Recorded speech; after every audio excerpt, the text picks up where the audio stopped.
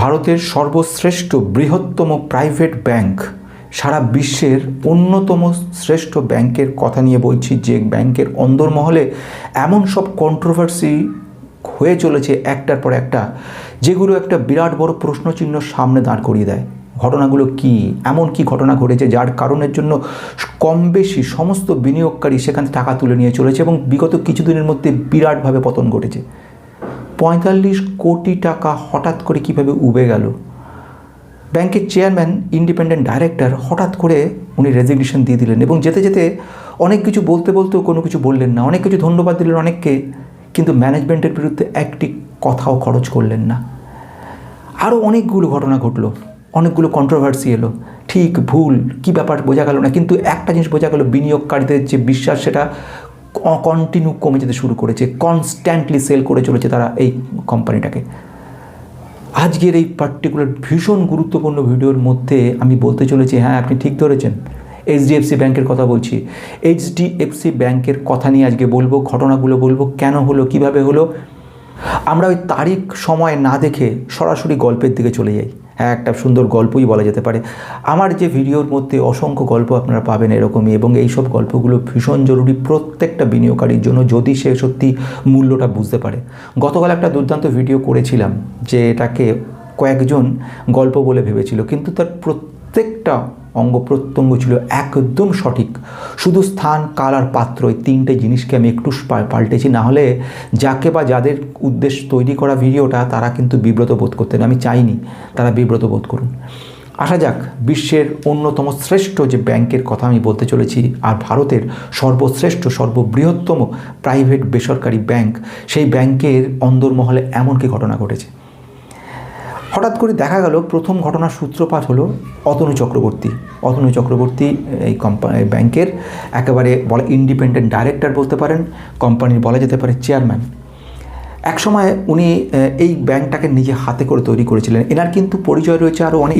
উনি কিন্তু একজন রিটায়ার্ড আইএএস অফিসার, সুতরাং বুঝতে পারছেন ওনার গুরুত্ব কতটা। খুব সিনসিয়ারিটির সঙ্গে কাজ করে গেলেন। অথচ যে চিঠিটা উনি লিখলেন 18ই মার্চে, সেই চিঠির মধ্যে বেশ কয়েকটা পয়েন্ট কিন্তু উনি উল্লেখ করলেন, এবং সেখানে উনি লিখলেন, খুব এথিক্যাল ভ্যালু শব্দগুলো ইউজ করলেন, এবং সেখানে লিখলেন যে এমন কিছু ঘটনা ঘটতে চলেছে, যে ঘটনাগুলো বিগত 2 বছর ধরে হয়ে চলেছে, যেটা আমার মনোমত নয়, এবং যে কারণের জন্য আমি কিন্তু বাধ্য হয়েছি। উনি সকলের সঙ্গে বেশ বক্তব্য বললেন ঠিকই, কিন্তু ম্যানেজমেন্ট সংক্রান্ত কোনো কিছু বললেন না। আবুধাবিতে এদের একটা মিটিং হয়েছিল। সেই মিটিংয়ে কিন্তু দেখা গেল সবাই, বিশেষ করে যিনি ছিলেন এখানকার সিইও শশীধর জগধারণ, উনি বললেন যে অতনু চক্রবর্তী ব্যাংকের বিরুদ্ধে একটা ডিফেমেশন, ব্যাংকে নিচু করার জন্য উনি একটা এমন কিছু পদ্ধতি গ্রহণ করেছেন যে যার জন্য রিজার্ভ ব্যাংকে আমরা জানাতে বাধ্য হব, এটসেট্রা এটসেট্রা। সব কিছু চলছিল ঠিকঠাক, কিন্তু আবুধাবিতে 3%-এর বেশি যে হোল্ডার রয়েছে ওনাদের, সে ব্ল্যাক রক, এএমসি, তারা বললেন নো, আমরা ব্যাপারটা ছানবিন করতে চাই। হতে পারে সাধারণ ঘটনা, তবু আমরা জানতে চাই উনি কী বলতে চেয়েছেন। সেখান থেকে শুরু হলো, মাটি খুঁড়া শুরু হলো, এবং কেঁচোর জায়গায় সাপ বেরিয়ে এলো, বিরাট বড় সাপ। সে ঘটনাটার শুরুটা এবার আমি একটুখানি গুছিয়ে বলি আমার লিখিত নোটস থেকে। 18ই মার্চ অতনু চক্রবর্তী স্যার, যিনি একসময় আইএএস অফিসার ছিলেন, এক্স অফিসার বলা যেতে পারে, উনি একটা চিঠি লিখেছিলেন, এবং চিঠির মধ্যে স্পষ্টভাবে উনি লিখেছিলেন বিগত 2 বছর ধরে যে এথিক্যাল যে প্রবলেমগুলো, মোরালিটি প্রবলেমগুলো আসছিল, সে কারণটাকে উনি আর সহ্য করতে পারেননি, সে কারণে উনি ছাড়ছেন। উনি সকলের সম্পর্কে ধন্যবাদ দিচ্ছেন, অডিটরদের ভালো কথা বলেছেন, উনি সঙ্গে সঙ্গে বলেছেন স্টাফদের অসম্ভব ভালো কাজের কথা বলেছেন, কিন্তু একটা কথা উনি ম্যানেজমেন্ট সম্পর্কে কোনো কিছু বলেননি, এবং যেটাকে চাপার চেষ্টা করেছিল সিইও সাহেব, সেটা পরবর্তীকালে প্রকাশ পায়, এবং সেটা নিয়ে একটা এমন জায়গায় কন্ট্রোভার্সি চলে যায়, যেখানে কিনা ব্যাংক কনস্ট্যান্টলি বলতে থাকে না আমাদের কোনো দোষ নেই, আমাদের দোষ নেই, কিন্তু দোষ ছিল কি ছিল না সেটা আপনারা বলবেন, ব্যাংক নয়। আমরা ফিরে যেতে চাই 2 বছর আগে, ঠিক এমন একটা সময়ের মধ্যে যেতে চাইছি যে সময়টাতে এই ঘটনার সূত্রপাতটা ঘটেছিল, এবং এখানে যে ঘটনাটা এসেছিল সেই কোম্পানিটার নাম হচ্ছে মহারাষ্ট্রের একটি কোম্পানি, যে কোম্পানির রোড ডেভেলপমেন্ট কর্পোরেশন, MSRDC এর উপরে কাজ করে। কোম্পানিটা সরাসরি এসে ব্যাংকের কাছে একটা দারুণ প্রস্তাব দিল। ব্যাংকের কাছে প্রস্তাব দিল যে স্যার, আমরা বড় টাকা রাখবো, কিন্তু তার জন্য আমাদেরকে একটু বেশি সুযোগ সুবিধা দিতে হবে। কী সুযোগ সুবিধা? আমরা আপনার সেভিংস অ্যাকাউন্টে টাকাটা রাখবো এবং টাকার পরিমাণটা একটু বড়ই হবে। আপনারা তার জন্য আমাকে কিন্তু 6.01% রেটে সুদ দিতে হবে। রিজার্ভ ব্যাংকের একটা খুব সুন্দর নিয়ম রয়েছে, সেখানে বলা হচ্ছে যে প্রোডাক্ট বলতে যদি সেভিংস অ্যাকাউন্টে তুমি টাকা রাখো, আমি টাকা রাখি এবং কোনো একজন বড় কেউ টাকা রাখে, বড় লেভেলের যারা 1000 কোটি 100 কোটি, তাদের সকলেই সেভিংসের জন্য same interest rate, that is 3.5%। তুমি এর থেকে বেশি পেতে পারো না, তাহলে কিন্তু রিজার্ভ ব্যাংকের রুলসকে ভায়োলেশন করা হবে, গভর্নেন্সের প্রবলেম চলে আসবে। কিন্তু এখানে একটা মারাত্মক ঘটনা ঘটেছিল। ওনাদের যখন ম্যানেজমেন্ট যে মিটিং হয়, সেখানে MSRDC ওরা বলেছিল আমরা 25,000 কোটি টাকা আমরা রাখবো আপনাদের ব্যাংকে, 25,000 crores। একটা জিনিস লক্ষ্য করে দেখবে, এই HDFC ব্যাংক, যে ব্যাংকের কথা নিয়ে আমি বলছি, এই ব্যাংকে যদি কখনো লোন নিতে যাও তো তুমি বুঝতে পারবে যে চটির শুকতলা হয়ে যাও কাকে বলে। বহুবার যেতে হবে, আসতে হবে। তারপর লোন যদি বা স্যাংশন হলো, তার ইন্টারেস্টের বেলাতে 1 টাকা ইন্টারেস্টও মকুবও করবে না। আমি আমার নিজস্ব ব্যক্তিগত ঘটনা নিয়ে বলতে পারি। আমার এক মেসো মারা গেল, মারা যাওয়ার পরে ভাবা হয়েছিল বোধহয় কিছুটা রিল্যাক্সেশন দেবে, কিন্তু আমরা যখন গিয়ে ফাইনাল করলাম জীবনদীপ ডিপার্টমেন্টের বিল্ডিংয়ে, সেখানে গিয়ে পরিষ্কার বলে দিল কোনো সুযোগ দেওয়া হবে না, অথচ তাদেরই এজেন্টরা এসে বলে গেছিলো সুযোগ সুবিধা দেওয়া হবে। খুব কন্ট্রোভার্সিয়াল ব্যাপার এবং আরও অজস্র বিষয় রয়েছে যেগুলো কিনা খুব মানে একটা লোক লোন নেবে তার 1000টা জিনিস দেখে নেওয়া হয়, অথচ এদেরকে যখন দেওয়া হলো সুদ, একটি বিষয় দেওয়া হলো না। কি সাংঘাতিকভাবে কাজটা করা হলো, এই 25,000 টাকার লোভে পড়ে এখানে যারা ম্যানেজমেন্টে যারা রয়েছেন তারা মেনে নিলেন যে আমরা 6.1% দেবো, কিন্তু ডাইরেক্টলি তোমাকে দিতে পারবো না, আমরা একটু কায়দা করবো। কায়দাটা কীরমভাবে করবো? তোমাকে 4.5% আমরা দিয়ে দেবো, আর 1.6% আমরা একটা তৈরি করব, একটা ক্যাম্পেনিং দেখাবো, মানে রোড কনস্ট্রাকশনের ব্যাপারে একটা ক্যাম্পেনিং। একে বলে সাইফনিং, মানি সাইফনিং, টাকাটাকে কায়দা করে ঘোরানো। এই যে সাইফনিং 1.6%, এটা খরচা ব্যাংকের খরচ দেখানো হবে, এবং সেখানে দেখানো হবে যে রাস্তাঘাটকে পরিষ্কার পরিচ্ছন্ন হেন তেন এটসেট্রার জন্য আমরা বরাদ দিয়েছি, এবং সেই কারণের জন্য কাজকর্ম, অ্যাডভার্টাইজমেন্ট কস্ট এটসেট্রা, তার জন্য 1.6% দেওয়া হবে। এই ঘটনাগুলো শুরুটা হতো না যদি অতনু চক্রবর্তী, ওনার সেই সময় চেয়ারম্যান সাহেব, তিনি যদি এই রেজিগনেশনটা সেই মুহূর্তে না দিতেন, এবং শুধু রেজিগনেশন নয়, তার মধ্যে যদি কয়েকটা কথা না লিখতেন, তাহলে বোধহয় এই রহস্যগুলো কোনোদিনই ফাঁস হতো না। প্রশ্নচিহ্নটা কিন্তু এখানে নয়, প্রশ্নচিহ্ন হচ্ছে এর আগে এরকম কতবার এই ঘটনাটা ঘটেছে, আদৌ ঘটেছে কি ঘটেনি, কতবার সে ঘটনা। তার জন্য বেশ ইন্টারেস্টিং ব্যাপার ঘটলো। ইন্টারনাল একটা ভিজিলেন্স কমিটি তৈরি হলো, একে বলছি আমরা ইন্টারনাল ভিজিলেন্স অফ AIB। এই ইন্টারনাল ভিজিলেন্স সরাসরিভাবে HDFC ব্যাংকের ম্যানেজমেন্টকে দায়ী করলো, এবং সেখানে বেশ কিছু পাতার একটা রিপোর্ট বেরোলো। সেই রিপোর্টের মধ্যে কিন্তু লেখা হলো বিষয়টা নিয়ে, এবং সেখানে স্পষ্ট করা হলো একটা বিষয়, যে 6.1% রেটে কিন্তু দেওয়া হয়েছিল।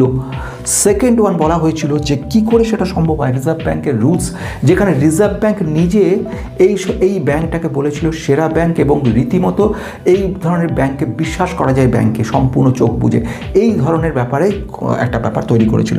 এখন 1.6% যেটা আনানো হলো, সেটা যে সাইফনিং, এ সম্পর্কে তো কোনো দ্বিমত নেই, কিন্তু এখানে শেষ হয়নি। 25,000 কোটি টাকাটা আলটিমেটলি শেষ পর্যন্ত জমা পড়েনি, সব মিলিয়ে মিশিয়ে পড়েছিল 3,000 কোটি টাকা মতো হয়েছিল জমা। বেশ, এই যে 3,000 কোটি জমা পড়েছিল, এই দেখে 4.5% যে দেওয়ার কথা বলা হয়েছিল, ম্যানেজমেন্ট পরবর্তীকালে বলে না, আমরা 4.5 দেবো না, কারণ তুমি 25,000 কোটি বলে 3,000 কোটি মাত্র জমা করেছো কেন। তো এই ব্যাপারটা কিন্তু অলরেডি 1.6% কিন্তু বেরিয়ে গেছে। এটা হয়ে গেল প্রথম ঘটনা। আর অর্থাৎ আমি যদি একটুখানি একটা করে ব্যাপার বলি, প্রথম ঘটনা যেটা হলো সেটা হচ্ছে 12ই মার্চ 2026 একটা ভিজিলেন্স কমিটি, 17ই March independent director Atanu Chakraborty resignation, এবং তার পরবর্তীকালে আমরা দেখতে পেলাম যে একটার পর একটা ঘটনাগুলো বেরোতে শুরু করলো। 45 কোটি টাকার যে গল্পটা এখানে আসছে, এই 45 কোটি টাকাটা কোথা থেকে এলো? 45 কোটি টাকাটা হারিয়ে গেল কেন বললাম, তার কারণ হচ্ছে একটাই, এইখানে যে 1.6% দেওয়া হলো, বা এই ধরনের যে কাজগুলো করা হলো, তোমার আমার আপনাদের সকলের যে ইনভেস্টমেন্ট অ্যামাউন্ট, আমরা যারা HDFC ব্যাংকে টাকা রাখি, তাদের এই টাকার একটা অংশ তো চলে গেল। এই টাকাটা অ্যাডভার্টাইজমেন্ট বলে যেটা দেখানো হলো, অরিজিনাল অ্যাডভার্টাইজমেন্ট হয়নি। এটা তো কোনো, এর মধ্যে তো কোনো নেই, দ্বিধা নেই, দ্বন্দ্ব নেই, এটার মধ্যে কোনো মানে না বোঝার মতো ব্যাপার নয়। এই ঘটনাটা সত্যি ঘটনা তো, যে আমাদের জমানো পুঁজির একটা অংশ গেল। এবং এই যে দেখানো হলো রোড সেফটি ক্যাম্পেইনিং, যার কারণের জন্য এই ব্যাপারটা খরচ খরচা হলো, রোড সেফটি ক্যাম্পেইনিং, তো এই জিনিসগুলোতে তো একটা খরচ হলো। এই যে রোড সাইড রোডের জন্য সমস্ত দিকে দেখা, যা সমস্ত লোকজনের তাদের জন্য ব্যবস্থা করা, যে রাস্তাঘাট পার হওয়ার সময় দেখে রাস্তা পার হওয়া উচিত, কোন জায়গায় ডিভাইডার আছে, এটসেট্রা এটসেট্রা, এই সকম কিছু ফলস ব্যবস্থা দেখানো হলো। দেখি এবারে আসবো দ্বিতীয় ঘটনার দিকে। আরেকটি কন্ট্রোভার্সি এইচডিএফসি ব্যাংকের যুক্ত রয়ে গেছে 2023 সালের গোড়ার দিকে। এই ব্যাংকেরই এক্সিকিউটিভ অফিসার এমন কিছু ফিক্সড ডিপোজিট বড় কাস্টমারদের কাছে বিক্রি করেছিলেন দুবাইয়ে, যেগুলো কিন্তু অরিজিনালি ফিক্সড ডিপোজিট ছিল না। ওনাদেরকে বলানো হয়েছিল এইগুলো থেকে আপনারা ফিক্সড অ্যামাউন্ট রিটার্ন পাবেন, কিন্তু সেখান থেকে ফিক্সড রিটার্ন পাননি। এগুলো হচ্ছে পারপিচুয়াল বন্ড বলে, এটিআই বন্ড ক্রেডিট সুজির। এই পারপিচুয়াল বন্ড নিয়ে যদি বলি, পারপিচুয়াল বন্ড হচ্ছে এমনই বন্ড যার আসল তুমি কোনোদিন পাবে না, কিন্তু সুদ সারা জীবন ভর তুমি পেয়ে যেতে থাকবে। হঠাৎ করে পরবর্তীকালে আমরা তো জেনেছি ইউবিএস ব্যাংক, সুজি ব্যাংকের কি বিরাট প্রবলেম শুরু হলো, এবং তার পরবর্তীকালে দেখা গেল ক্রেডিট সুজির সমস্ত এটিআই বন্ডগুলোকে তুলে নিল, এবং সেই সময় এই সব কাস্টমারদের কোটি কোটি টাকা কিন্তু শেষ হয়ে গেল, টোটালি অফ হয়ে গেল। এবং সঙ্গে সঙ্গে তারা কমপ্লেন করলো, বড় কাস্টমার তারা, দুবাইয়ের সেরা কাস্টমার তারা, কোটি কোটি টাকার ব্যাপার তাদের। এবং তারা যখন কমপ্লেন করলো, সঙ্গে সঙ্গে দুবাই এইচডিএফসি ব্যাংকের এই ধরনের বন্ড বা এই ধরনের কার্যকারিতা ক্ষুণ্ণ আটকানোর জন্য চেষ্টা করলেন এবং কিছু কাজও করলেন। কিন্তু এখানে একটা প্রশ্ন থেকে গেল, যদিও জানার পরে এইচডিএফসি ব্যাংকের থেকে তৎপর হলো এবং 3 জন এক্সিকিউটিভকে তৎক্ষণাৎ বিদায় করলেন, কিন্তু ঘটনাটা কিন্তু শেষ হয়নি। এরকম ঘটনা বারংবার ঘটে গেছে, বহুবার বহু সময় ঘটেছে। প্রশ্নচিহ্ন সেটা নয় যে এই ঘটনাটাই হলো বলে, প্রশ্নচিহ্ন এটা অতীতে কতবার হয়েছে। 45 কোটি টাকা না হয় বুঝলাম এবার, কিন্তু এরকম 45 কোটি আগে যে কখনো যায়নি, সেটা যে 55, 95, 145 হয়নি, এ কথা কে বলবে? আমাদের সিস্টেমের মধ্যে সব থেকে সেরা ব্যাংক এবং সব থেকে উন্নত ব্যাংক, সব থেকে নির্ভরযোগ্য ব্যাংক বলে যে ব্যাংকটাকে প্রতিষ্ঠিত করা হয়েছে, সে ব্যাংকের আসল ঘটনাগুলো কি কি সেটা জানাটা কিন্তু সাধারণ মানুষদের ভীষণ। যে ঘটনাটা ঘটলো সেটা আরেকটা কন্ট্রোভার্সি তৈরি করলো আমাদেরকে, এবং এই ঘটনা নিয়ে একটা কেস যেটা চলছে এবং এফআইআর করা হয়েছিল, সেটা হচ্ছে কি, সেটা হচ্ছে Lilavati trust versus bank CEO যিনি রয়েছেন। ব্যাংক সিইও বলতে আমরা যেটা বুঝবো, সেই কেসটা হচ্ছে শশীধরনের কথা। শশীধরন জগদীশন ওনার নাম। উনি যে অ্যালিগেশনটা দিল, সেটা কে অ্যালিগেশন দিল? লীলাবতী ট্রাস্ট থেকে, এবং সেখানে বলা হলো 2.05 crores একটা এত বড় পরিমাণে একটা টাকা, এই টাকাটা নিয়েছে কিন্তু সিইও, এবং সেটা নিয়ে একটা টোটালি এই লীলাবতী ট্রাস্টের বিরুদ্ধে কাজ করেছে, এবং লীলাবতী ট্রাস্টের একটা দলকে সুযোগ সুবিধা পাইয়ে দিয়েছে, এই কারণে এফআইআর করা হলো এবং এটা নিয়ে কেস করা হলো। এবং উনি জগদীশন বললেন যে না, এটা সম্পূর্ণ মিথ্যা এবং আমাদের নামে মিথ্যা একটা চাপিয়ে দেওয়া। ওনারা একটা লোন নিয়েছিল, সেই লোনটা রিকভারি ব্যাপারে আমরা সচেষ্ট হয়েছিলাম বলেই এই ধরনের প্রতিশোধমূলক এক ধরনের কাজ করা হলো। অর্থাৎ এটা একটা কন্ট্রোভার্সি তৈরি হয়ে গেল। এই যে কন্ট্রোভার্সিগুলো একটা একটা করে যুক্ত হচ্ছে, আলটিমেটলি এরই ফলে এইচডিএফসি ব্যাংক থেকে যারা ইনভেস্টার, যারা বিশ্বাসযোগ্য মনে করে এসছিল ব্যাংকটাকে, এবং সেই ব্যাংক থেকে কনস্ট্যান্টলি এরকম ধরনের ঘটনাগুলো তাদের ভিতটা পুরো নাড়িয়ে দিয়েছে।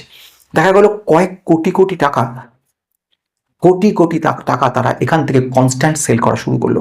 আমরা দেখতে পেলাম মারাত্মকভাবে কিন্তু এই স্টকটা শেয়ার পড়তে শুরু করে দিল, এবং HDFC bank 52 week low, 52 week low এর কাছাকাছি পর্যন্ত চলে এলো। এমনই একটা ভয়ানক পরিস্থিতি সৃষ্টি হয়ে গেল। এখন এই মুহূর্তে দাঁড়িয়ে থেকে যে প্রশ্নটা এবার আসছে, তাহলে এটা কি করা উচিত স্যার? এখন তাহলে কি সেল করে দেবো? মানে এই যে পরিস্থিতি দেখতে পাচ্ছি আমরা, এখানে তো ভরসাজনক কিছু বুঝতে পারছি না। এখানে আমি কিছু কথা বলবো, কথার শুরুটা আবার আমি ফিরবো পুরনো দিনে, তারপরে বর্তমান অবস্থা, তারপর ভবিষ্যৎ। আমি ফিরছি 2 বছর আগে, 2 বছর আগের ঘটনার দিকে, যেখানে এমন একটা ঘটনা সংঘটিত হওয়া শুরু হয়েছিল।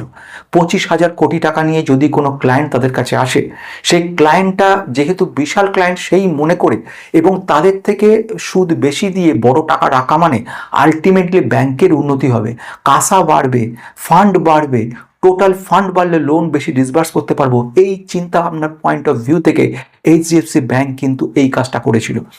এখানে লক্ষ্য রাখবেন একটা খুব সহজ ঘটনা, ব্যাংক কিন্তু পার্সোনাল কোনো সুযোগ সুবিধা নিয়েছে বলে কাজটা করেনি। হতে পারে এর পিছনে আরেকটা ছোট ঘটনাও রয়েছে, 6.1% যে সুদ দিয়েছে এটা একটা ঘটনা। ঠিক রিজার্ভ ব্যাংকের যে রুলস ভায়োলেশন হয়েছে, কোনো একটা প্রোডাক্টের এগেনস্টে একজন কাস্টমারকে তুমি এক এক রকমভাবে দিতে পারো না। এই ঘটনাটা সত্যি ছিল। 4.5% তারা কোনোভাবে জোগাড় করেছিল, 1.6% তারা জোগাড় করেছিল অন্যভাবে, এবং সেখানে দেখা হচ্ছিল অ্যানাদার অ্যাকাউন্টস। কিন্তু শশীধরনজি যেটা বলছেন সেটা বলছেন যে আমরা ব্যক্তিগত কোনো লাভের জন্য কিন্তু কাজটা করিনি, ব্যাংকের দিকে নজর রেখে আমরা কিন্তু কাজটা করেছি। এইখানেই সবচেয়ে বড় জায়গা তৈরি করে। আমি ব্যক্তি স্বার্থর বাইরে দাঁড়িয়ে যখন প্রতিষ্ঠানের স্বার্থ দেখব ভালো কথা, কিন্তু প্রতিষ্ঠানের স্বার্থ দেখতে দেখতে আমি কখনোই আমার রুলস যেগুলো তৈরি করা যায় সেগুলোকে ভাঙতে পারি। আমি আমার বাড়ির কথা ঠিক আছে, আমার নিজের ফ্যামিলির কথা ভাবতে পারি ঠিক আছে, ফ্যামিলির জন্য কিছু করতে পারি ঠিক আছে, কিন্তু তাই বলে আমি অন্য কারুর ব্যক্তিগত স্বার্থ ক্ষুণ্ণ করে নিজের কাজ করব না। এটা কিন্তু খুব বড় গুরুত্বপূর্ণ প্রশ্ন ছিল, যে কারণের জন্যই কিন্তু শশীধরনকে প্রথম লেভেলেই বলা হলো 45 কোটির রহস্য কোথায় কোথায় চলে গেছে 45 কোটি, তার উত্তর দিন। যে টাকাগুলো কিন্তু রাখা ছিল সাধারণ মানুষদের টাকা, যারা বিশ্বাস করেছিল ব্যাংকটাকে। দ্বিতীয় ঘটনা, চেয়ারম্যানের পদত্যাগ। এখানে আসছে দ্বিতীয় বড় প্রশ্ন। অতনু স্যার বেরিয়ে গেলেন ঠিক আছে, লিখে গেলেন চিঠির মধ্যে ঠিক আছে, কিন্তু 2 বছর ধরে যে ঘটনাটা ঘটে চলেছে, 2 বছর ব্যাপার কি উনি একেবারে জানতেন না? এই প্রশ্নটার উত্তর কিন্তু এরপরে দেওয়ার সময় আসবে। যদি 2 বছর ধরে ঘটনাটা চলে, তাহলে 2 বছর বাদে আজ কেন তার মনে হলো, যখনই ভিজিলেন্স কমিটি তৈরি হলো তারপরে ওনার কেন মনে হলো? ওনার মনে তো 6 মাস আগে হতে পারতো, 1 বছর আগে হতে পারতো, 1 বছর আগে চিঠিটা দিতে পারতো। সেটা তো হলো না। কেন হলো না? উনি সেখানে ম্যানেজমেন্ট সহ একটা কথাও বললেন না, কারণ ম্যানেজমেন্ট কথা বলতে গেলে নিজের কথাটাও তো চলে আসতো। সুতরাং সেই পয়েন্ট এখন দেখার রয়েছে। তৃতীয়ত এই ঘটনাটা ঘটলো, ক্রেডিট সুইচ ঘটনাটা সম্পূর্ণ সত্যি ঘটনা, এবং যে কারণের জন্য স্যাক করা হলো 3 জনকে, একদম ঠিক আছে, টার্মিনেশন হলো ঠিক আছে। লীলাবতী ব্যাপারটাকে নিয়ে যদি দেখি, সেখানে 2 কোটি টাকার যে ঘটনাটা বলা হচ্ছে, সেখানেও কিন্তু যে বক্তব্য রাখা হচ্ছে তার কিন্তু এখনো রেজাল্ট আসেনি। অর্থাৎ এইগুলো বারবার যেটা তৈরি করছে সেটা হচ্ছে কোনো রকমভাবে কিন্তু ফ্রড বা স্ক্যাম আমরা বলতে পারবো না, এটাকে ফ্রড বা স্ক্যাম আমরা বলতে পারবো না। এবার আমি 3টে ডেটা দেব, গুরুত্বপূর্ণ অ্যাজ এ ফান্ডামেন্টাল অ্যানালিস্ট হিসেবে ডেটাগুলো দেওয়াটা আমার জরুরি, যেটা কিনা সুযোগ না এটা কিনা রিস্ক সেটাই কিন্তু তৈরি করে দেবে। প্রথম আমি যে ঘটনাটা বলবো, আমার রেকর্ড তৈরি থেকে আমি কথাটা জানাতে চাইছি। প্রথম হচ্ছে গ্রস এনপিএ। গ্রস এনপিএ যখন কোনো ব্যাংকে তুমি ইনভেস্ট করো, তখন তোমাকে একটা জিনিস জানতে হয়, সেটা হচ্ছে এনপিএটা কী জিনিস। যদি ব্যাংকে কখনো ইনভেস্ট করো, যে কোনো ব্যাংকই হোক, তোমাকে জানতে হবে নন পারফর্মিং অ্যাসেট মানে কি। কোনো একটা অ্যাসেট, সেটা ক্যাশ হোক কিন্তু একটা অ্যাসেট, সেই অ্যাসেটটাকে যখন তুমি একটা জায়গায় রাখছো এবং তারপরে সে অ্যাসেট থেকে তুমি ইন্টারেস্ট প্লাস অ্যাসেট এটা তুমি নিয়ে আসছো, এই যে ইন্টারেস্টটা প্লাস অ্যাসেটটা, এই টোটালটা যদি এখান থেকে সেম না হয়, যদি সেম না হয় ইন্টারেস্ট প্লাস অ্যাসেট এর সঙ্গে প্লাস টাইম, এখানে সে এই ইকুয়াল টু যদি ক্যালকুলেশনটা সেম না হয়, তাহলে বুঝতে হবে গন্ডগোল। খুব সহজভাবে বলি, এটা থেকে বেরিয়ে গিয়ে সিম্পলভাবে বলি, আমি এই পেনটা ধার নিয়েছি, এই পেনটা 100 টাকা দাম রয়েছে, এবারে 100 টাকা আমি লোন নিয়েছি, নেওয়ার পরে বলা হলো মাসে মাসে তুমি 10 টাকা 10 টাকা করে দিলে 10 মাসে তোমার পূর্ণ হয়ে যাবে 100 টাকা, আর 2 মাস তোমার হচ্ছে সুদ 20 টাকা। তার মানে টোটাল তোমার 120 টাকা দিলেই কিন্তু তোমার কাজ শেষ, পেনটার লোনটা কমপ্লিট হয়ে গেল। বেশ, তাহলে আমাকে মাসে মাসে কত করে দিতে হবে? 10 টাকা করে দিতে হবে। তাহলে প্রথম মাসে আমি টাকা দিলাম না, দ্বিতীয় মাসে টাকা দিলাম না, তৃতীয় মাস যেই হয়ে গেল, তখন থেকে কিন্তু এটা নন পারফর্মিং করছে। মানে এই যে 10 টাকার যে অ্যাসেটটা, 10 টাকার পরিমাণ, সেটা কিন্তু পারফর্ম করছে না, মানে কাজে দিচ্ছে না। এর জন্য কিন্তু এই অর্গানাইজেশনকে, ব্যাংকে একটা প্রভিশন করতে হবে, এবং যদি সেটা চলতে থাকে doubtful 1, doubtful 2, doubtful 3, bad date বলে একটা সময় মনে করে নেওয়া হবে, তার জন্য 100% প্রভিশন একে করতে হবে। এটা হলো রিজার্ভ ব্যাংকের রুলস। এবার আমি কি ঘটনার দিকে যাচ্ছি, এনপিএ, গ্রস এনপিএ একটা ব্যাংকের এই মুহূর্তে দাঁড়িয়ে থেকে সমস্ত যদি সম্পত্তির পরিমাণ যেটা লোন হিসেবে ডিসবার্স করা হয়েছে, তার কত পার্সেন্ট তার কাছে ফেরত এসছে, কত পার্সেন্ট তার কাছে ফেরত আসেনি, যেটা আসেনি সেটাই হচ্ছে গ্রস। এবারে নেট বলে একটা আছে, এনএনপিএ বলে আছে, এখন সেখানে যাচ্ছি না। এখন যেটা আমি যাচ্ছি সেটা হচ্ছে কোম্পানিটার গ্রস এনপিএ কিন্তু স্ট্যান্ডার্ড যেটা রয়েছে, স্ট্যান্ডার্ডের থেকে অনেক ভালো জায়গায় আছে। আমি এবারে চলে আসছি জিএনপিএ, এদের স্ট্যান্ডার্ড কত রয়েছে আর এখন এইচডিএফসির কাছে মোটামুটি কোথায় দাঁড়িয়ে আছে সেটা একটু দেখে নেব। আমি যদি গ্রস এনপি এর ক্ষেত্রে দেখি, এদের ক্ষেত্রে স্ট্যান্ডার্ড হচ্ছে 2.5%, অ্যাপ্রক্সিমেট মোটামুটি, সেখানে এদের ক্ষেত্রে রয়েছে 1.24%। তাই বুঝতে পারছো কি, আবারও দরকার পড়লে পরে বোঝাবো। সেকেন্ড জায়গায় যাব, সেটা হচ্ছে CAR capital adequacy ratio. Capital adequacy ratio যদি বলি, অনেক বড় বিষয়, খুব সংক্ষেপে বলি, যেরকম মানুষের দেহে রক্তের প্রয়োজন রয়েছে যতটা, ততটাই কারের ক্যাপিটাল অ্যাডিকুয়েসি রেশিও দরকার পড়ছে ব্যাংকের। এবারে এই যে ক্যাপিটাল অ্যাডিকুয়েসি রেশিও মানে যতটা লোন দেওয়ার ক্ষমতা, এখানে অনেক ব্যাপার আছে, ওয়েটেড অ্যাসেট রয়েছে, অ্যাসেটের ওপরে ক্যালকুলেশন রয়েছে, সেগুলো আমি যাচ্ছি না। ওয়েটেড অ্যাভারেজ রিস্ক ক্যালকুলেশন তৈরি করা হয়। মোটমাট এই ক্যাপিটাল অ্যাডিকুয়েসি রেশিও দেখে একটা ব্যাংকের এই পরিস্থিতির লোন দেওয়ার ক্ষমতা মোটামুটি বুঝতে পারা যায়। সেখানে এই কোম্পানিটা রয়েছে, স্ট্যান্ডার্ড যেটা রয়েছে, স্ট্যান্ডার্ড অ্যাজ পার আরবিআই 11.9, 12 এরকম মোটামুটি দাঁড়ায়। সেখানে এর ক্ষেত্রে রয়েছে 19.9। বুঝতে পারছো কত বেশি এর অ্যাডিকুয়েসি রেশিও রয়েছে। সেটা হচ্ছে return on investment, ROI. ROI মোটামুটি স্ট্যান্ডার্ডের থেকে প্রায় ডবলের ওপরে কিন্তু রয়ে গেছে এর কাছে, বোঝা যাচ্ছে। লাস্ট ওয়ান আমি যাব, সেটা হচ্ছে নিম। নিম মানে কিন্তু নিম পাতা নয়, নিম নিম নিম মানে নিম পাতা নয়, নিম ফুলও নয়। এনআইএম হচ্ছে net interest margin. Net interest মার্জিনকে যদি এখনই বলি, একটা বিরাট সময় লেগে যাবে। অ্যাসেটের তুলনায় এই মুহূর্তে কোম্পানি ইন্টারেস্ট কতটা গেইন করছে, বা কস্ট অফ অ্যাসেট, এই ধরনের একটা গল্প বলা যেতে পারে। সেখানে আলটিমেটলি এনআইএম, যেখানে মোটামুটি স্ট্যান্ডার্ড 3 থাকে, এর ক্ষেত্রে আমি ডেটা থেকে যেটা পেয়েছি 3.35 এইচডিএফসির ক্ষেত্রে রয়েছে। তো এইগুলো আমাদের কি বলছে, এটা থেকে কি বুঝছি আমরা? বুঝছি কোম্পানিটার ফান্ডামেন্টালি সুপার। তাহলে একটা কোম্পানি ফান্ডামেন্টালি সুপার, কোম্পানি কিছু ঘটনা ঘটেছে, ভালো মন্দ ঠিক ভুল সেগুলো তো আদালত বলবে। এর ফলে এই সেন্টিমেন্টের ফলে একটা ভারতের মধ্যে শ্রেষ্ঠ প্রাইভেট ব্যাংক, ওয়ার্ল্ডের মধ্যে একটা one of the top most bank, প্রায় 15-20%-এর কম বেশি একটা কারেকশন লেভেলে দৌড়চ্ছে। আপনি বলুন না এটাকে, যে এটা কি আমাদের অপরচুনিটি, না এটা আমাদের কাছে একটা ফান্ড? উত্তরটা আপনি দিন।